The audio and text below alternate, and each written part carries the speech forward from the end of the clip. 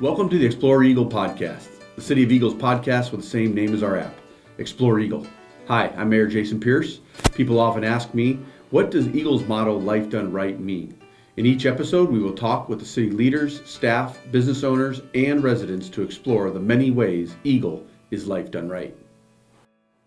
All right, welcome everybody to today's episode of Explore Eagle. We're here today with Council Member Charlie Bond. You're a little interesting than all the other council members and even myself in that you're a native Idahoan.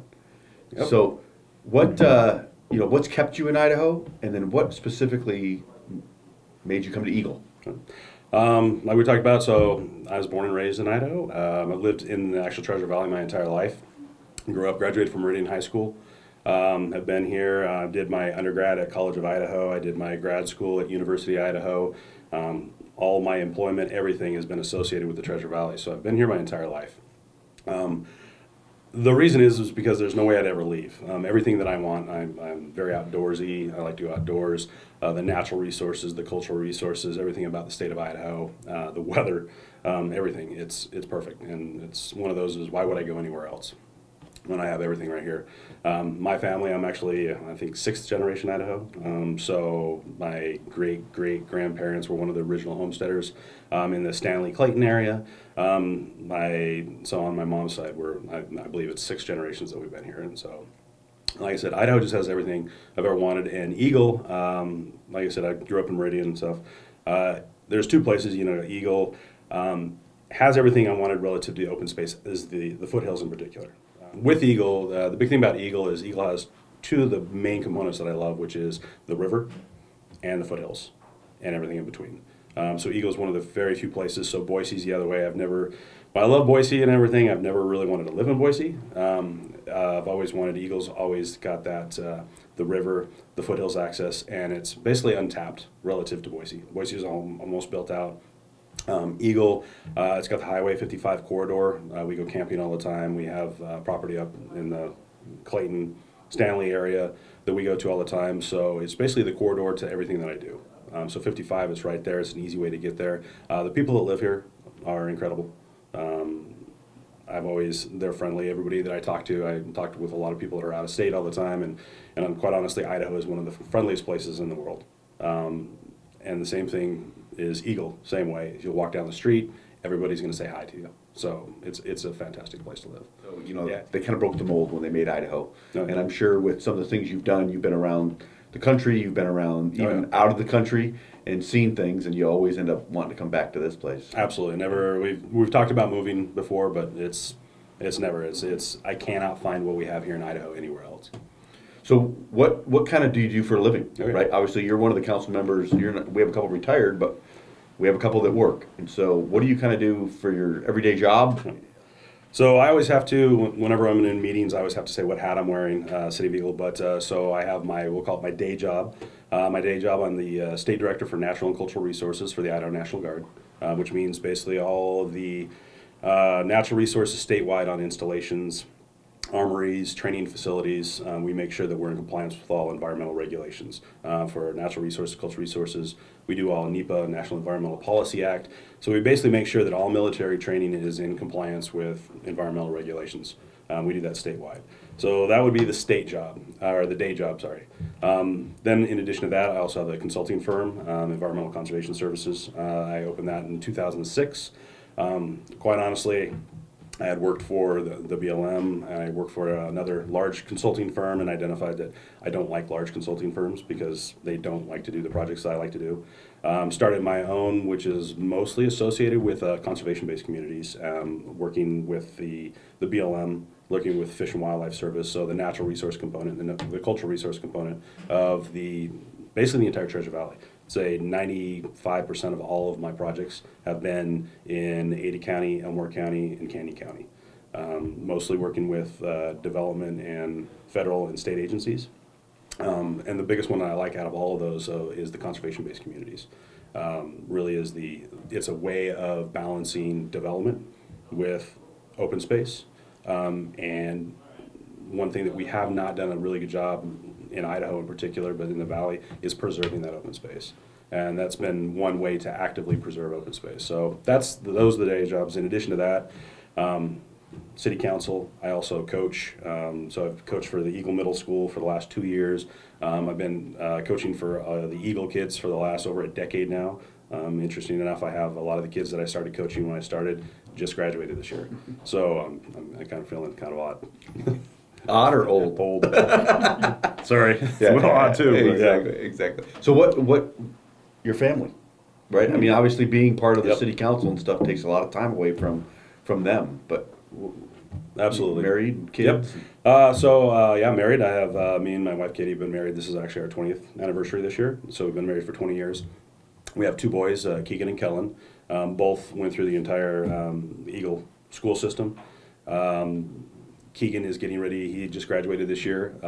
He actually graduated early. We're actually sending him out this Saturday. He's going to go to Barcelona for a Spanish immersion program for 6 weeks. Wow. So mom and dad are kind of freaking out. So, obviously it's one thing to live in the city, right, that you love and you do a bunch of stuff for, but getting involved in local government is a whole different thing. So what kind of got you to want to, be able to be a city council member? Right. It kind of all goes back to I've always the adage that if you don't agree with something or if you don't like something, then help change it. That's a huge motto for me. I've seen how, like I said, as being a native here, I've seen how the valley has changed over the last 48 years. So in watching that, how it's changed, there's a lot of things I didn't agree with, how we were doing it. So I've tried to do it on the one side with planning and stuff, but I finally decided, hey, let's do some stuff on the government side. So I got into, I think the very first one actually I got into was, in some of the stuff I did here, when Eagle was doing their comprehensive plan in 2007. I was actually asked as an expert for the foothills, the ecology of the foothills. I'd worked on all the projects up there. I was asked by the city to come down and help do most of the mapping for the natural resources. I actually wrote the open space and upland section for the 2007 comprehensive plan. In doing that, I got a lot more into the political side of it, and I was like, ooh, we can actually make some changes this way. On that one, I was asked a couple years later to actually be on City of Eagle Parks and Pathways. I was helping the cities until I finally decided, okay, the next step up is City Council, so we can actually really make some decisions. So I made the decision in 2019 to finally move up to that and ran for City Council, and now we're here. If I'm not doing City Council, I will be in some part of city government or county government, no matter what. So what's kind of the hardest thing about being a council member? I'd say the hardest thing, other than being away from your family a lot, that's one of the biggest ones, is basically the frustration of dealing with misinformation would be one way. Individuals that don't really, so social media has allowed people. Social media is a really good tool where it could be used very, like we do all the time. Is the city puts out a lot of information that people can get and ask questions and all that. But at the same time, social media also has the ability for people to put out misinformation, put out basically whatever they want without any type of, there's no responsibility. Oh, checks and balances. Absolutely. Yeah. So that's one of the hardest things is basically, and because of where we are as elected officials, is one, we have to represent the city ethically and morally. So we don't get to go back at that. So when you have people, attacking myself is fine, but when they attack my wife or my family, that's a tough one. So that's probably the worst part about being in politics. And the other one is not being able to jump back if we have an application and process of being able to correct that misinformation or identify it. It's like, no, this is, not only is it not correct, it's actually made up and going in the wrong direction. Here's what the actual information is. So that's probably the hardest thing about city government. Yeah, we have to fit within the guidelines and law of the state. Absolutely. And our own, code and stuff. Yep. And, so it doesn't always allow you to answer that stuff when you'd like to. Absolutely. So, for sure. And I will say there's many times where I've gone on there, it's like, oh, and I go, nope, can't do it. Therapeutic just to write it out. Yes, it is. Absolutely. So there it is. So that'll be, so that's probably the hardest part about city government. Yeah, yeah. So what's the best part? What part do you like about it? Best part is absolutely being able to make the changes. Basically seeing some issues that we had. I will say one of the other reasons I ran is not to be this. Some of the decisions the previous administration made, I was very against. There was a lot of things that were going on. that I thought were poorly managed, poor decisions. They weren't looking at the things that we needed to, so I ran. So the nice part is being able to actively make changes. So in the time that we've been here, we've been able to, one of the biggest things I've been proud of is the CEP funds, Conservation and Education Program. We have an ordinance now that requires that for all new development. The county and the state always talks about preservation of open space and preservation of ag space. Yet, if you look at any of the ordinances or regulations, there's no mechanism to do so. The City of Eagle is now the first that I know of municipality or county that actually has an active mechanism built into ordinance that allows for a funding mechanism for acquisition and management of open space, habitat, and farmlands. So that's probably the best thing the city develops. Looking at long term, that's the other one. Historically, I think the administration have always looked, 2 to 5 years out. I think we made a big shift, and now we're looking 50 to 60 years out. So we can see at full build out, how do we connect everything? Trails, do we have enough green space? We've coordinated with the school districts to make sure we have enough open space or spaces for schools, funding mechanisms for all those. So I think that's one of the biggest shifts and one of the things I like what we've done with the city in the last 4 years. What's one aspect of city government you wish more people understood? Probably the biggest one is, actually I'm going to have to say probably two. One is the process that we have to go by in order to do. Everybody's kind of got this idea that, we've already made up our mind. No. The intent is we have a process that we have to go. There is an application. The application is worked on by staff. Once staff is done, it goes through planning and zoning. The intent of that is to come up with, before it goes to the actual final decision, so it goes through multiple steps in order to vet everything that's gone through to identify what works, what doesn't work. And so by the time it gets to us, one, we don't get to see any of that. By the time we get to that, we can only look at the information that's given to us. I think a lot of people think that, we're part of the entire process. Or better yet, we help guide the process. So we don't get that. So that's one thing, is so people know this, like, hey, when we get the information, quite honestly, the public gets the information almost at the same time that we do. So they're in the same steps. The intent of that, the government, is we are making the decision fully transparent based on the information that they can all see as well. Now, again, we have a little bit more because we have staff that we can talk to, and based on past applications and stuff like that, we have a lot more information available, and so that helps out a lot more. But that's one of the biggest ones. The other one relative to that is that, again, it goes back to, we're confined within the law, but we can't, we have our own agendas. We can't push those because we're individuals as part of a group. One of the biggest things is the fact that we have different individuals with different backgrounds on the council. Is a really good way that we can basically, if somebody wants to push a single agenda, there's 3 others that may or may not agree with that. And when I say 3 others, and then mayor as well. That's how our government works.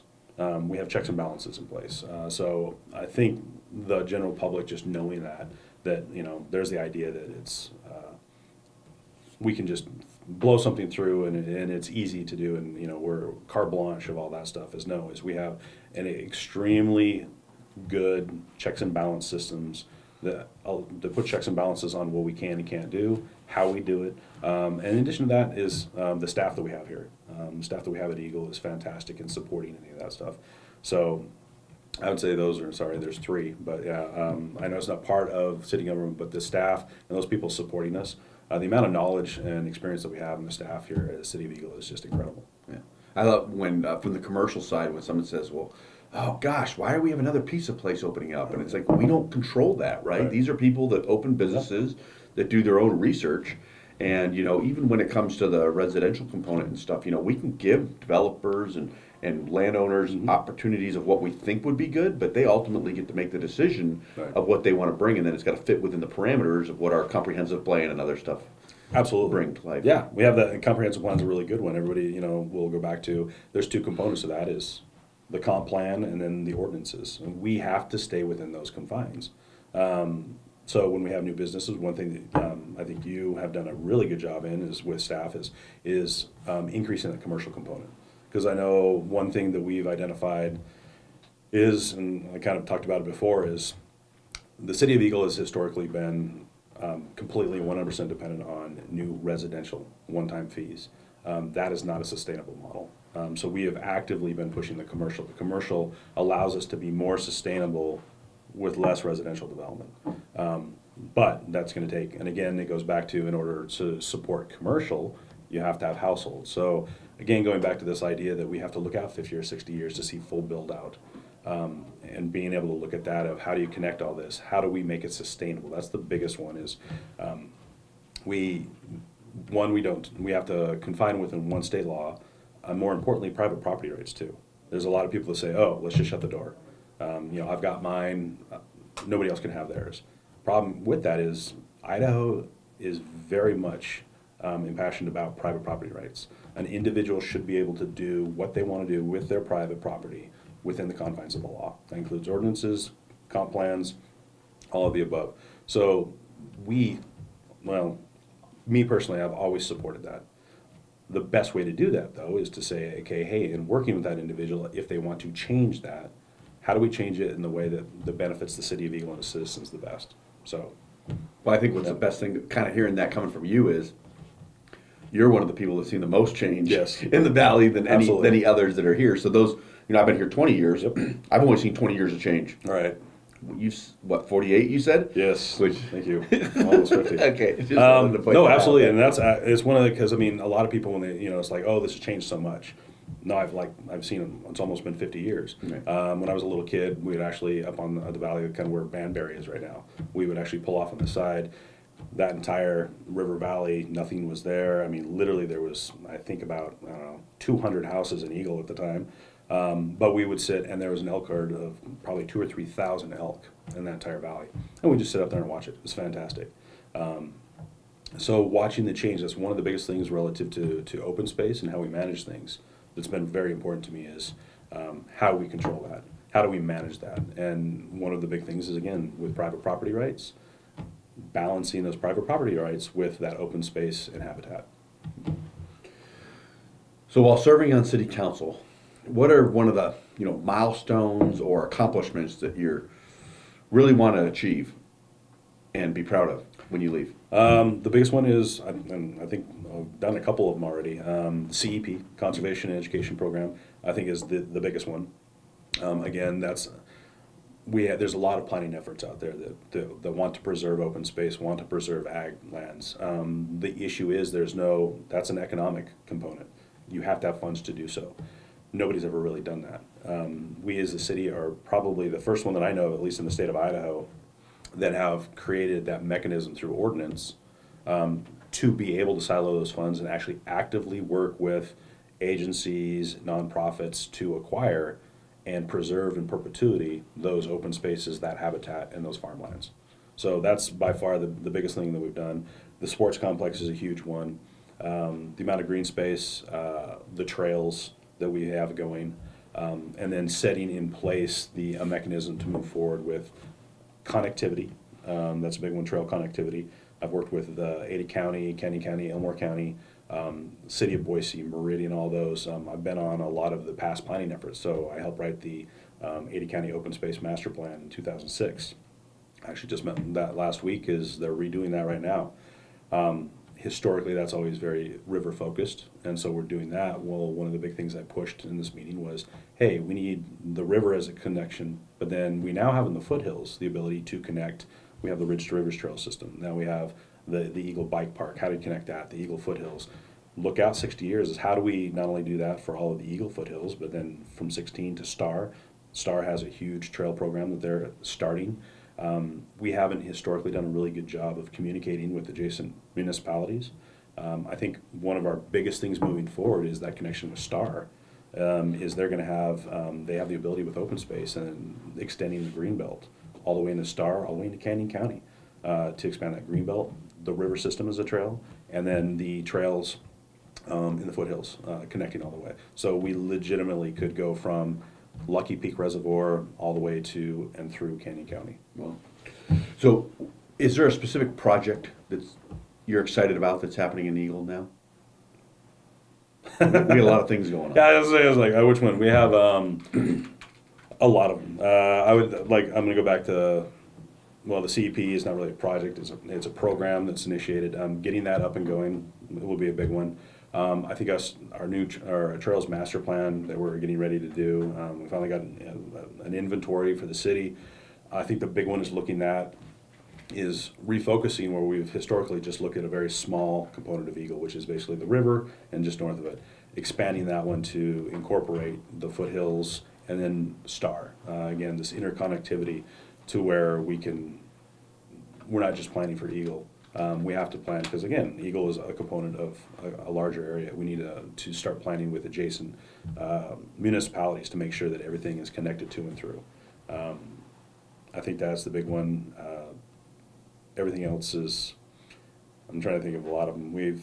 There's just too many projects right now. I love the direction that we're going in right now.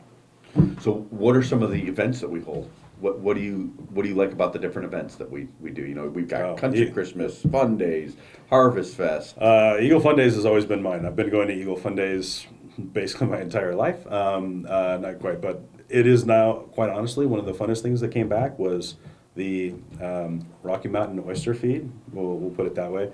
It's got some other names, but I don't think I could say those. That was always, in growing up and stuff, coming to Eagle Fun Days was a blast.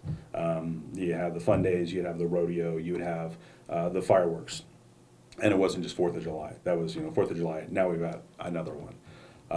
That's still to this day my favorite. I mean, growing up in Meridian, we would all come to Eagle Fun Days since it was before high school, and we'd do that. So that's probably my favorite event.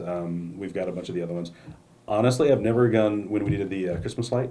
I've never gone to that. We love coming to that now. That's actually one of my favorite ones too, is being able to do that. Hot chocolate, talking with everybody in downtown. Anytime that we have any type of event in downtown where we can cordon off the streets and it's nighttime and everybody's talking, I love those events. It's so cool bringing everybody together, right? Absolutely. And you see people you haven't seen in years. Yep. Like you said, you coach, right? Yep. Baseball, you've coached football, Yep. you coach all these other things, and being able to see, little Timmy, who you coached 6 years ago, come up and go, "Hey, coach, Yep. hey, remember me?" Yes. Like, oh, yes. Thank you for bringing that up again. So no, it is. It's that's and then being able to see, the parents. That's the other one. Is all the parents are all really good friends, and they're from all over the place in Eagle. So those are definitely those events are one of the reasons I think Eagle. It puts us apart from a lot of the other communities that are around here. Yeah. So Eagle's motto is "Life Done Right." So what does that personally mean to you? What does it mean? Life Done Right is Eagle. So many things. We just talked about that. So the community itself, the events that we have, everything is geared towards community. So I like that. As we move forward with community, is expanding that community to, it's been central. Expanding that community to, we have new developments coming up in the foothills, so Spring Valley. That one's going to be up there. That opens up a whole new area relative to the foothills. So that planning process, Eagle is one of the very few. So if you look at Boise or Meridian's landlocked. They can't grow. They're going to go up. Eagle is one of the few places that we have around here that has the resources and the land mass around it that is still going to continue to grow. We have the ability to make sure that it grows right, that it grows responsibly. So when we say, Eagle Done Right or living right is, we've got all these things that are fantastic components about recreational activities. We have the ability of the river, we have the foothills, we have trails, we have equestrian, we have all these different things. That side, but the other part of doing it right, planning it right, looking out 50 or 60 years. That's the thing for me that I think Eagle is doing that a lot of others honestly have not done. We've seen what Boise has done relative to foothills development and development they've done, where basically there is no open space. All their open space is either federal or state lands. They've had to go back and start acquiring at significantly high costs open space. Whereas we're actively doing that up front with zero or no cost as part of development, basically holding developers responsible for open space, ag land, all of these things. So that's where I think Eagle is actually doing it right relative to anybody else in the valley, really. Well, because it'd be great if we could just stop, right, and not not grow anymore, right? Absolutely. And but the problem is that means others are going to grow on us. Yes. So it's how do you manage that, make sure it's done Eagle standards, Right. and not others, and you don't have the county approving things, you don't have other cities approving things around you that don't necessarily have your values and Oh, totally agree. And actually, it goes back to this a really good question we talked about. Planning and management.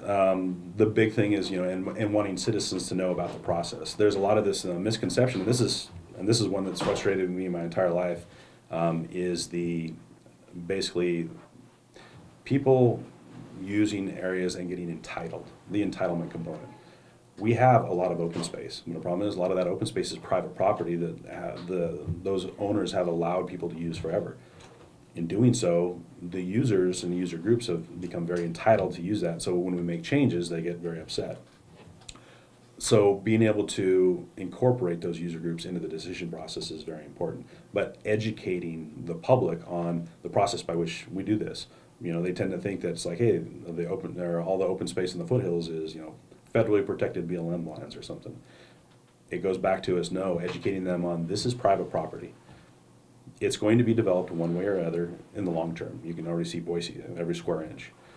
How we develop that is very important, and there's two ways. We're either a part of the process and driving the process, or we're going to get what that process is going to drive over us. A lot of people bring up the fact is like, if we build stuff, we're going to get the traffic. Regardless, because of where we're located, and we have 3 state highways that are around, we're going to get the traffic regardless. However, there's 2 ways to do it. Are we going to get the traffic that they give us, or can we actively manage how that traffic is and how it's distributed? That's a big one. If we don't actively plan this stuff, it will be planned for us. Ada County, just like anybody else, they change their directors, their commissioners change all the time. It could be, hey, we want significant growth. Okay, we have somebody else telling us how to plan this, and because we're downstream, we are going to get that regardless. So for us, or at least for myself in particular, it is important that we control that. We identify how it's developed, where it's developed, when it's developed, how much open space, the funding associated with it. We identify all those, because if we don't, quite honestly, have somebody making a decision that doesn't live in the community, and honestly, they don't have the direct ramifications of those decisions like we do. Yeah. So, all right. Is there anything that we didn't touch that you want to touch on? Or? No, I think it's been fantastic. These last, we're in our 4th year and stuff like that. It's been fantastic. The learning experience, the active, being able to meet a lot of the people in the community. It's been an incredible experience. Good. Nice. Well, thank you. Thank you for joining us on our Explore Eagle podcast. I hope you will subscribe and listen to our Explore Eagle podcast so you can hear how Eagle is life done right. In the meantime, you can check out our website at cityofeagle.org or our app, Explore Eagle, available for free at the Apple App Store or Google Play.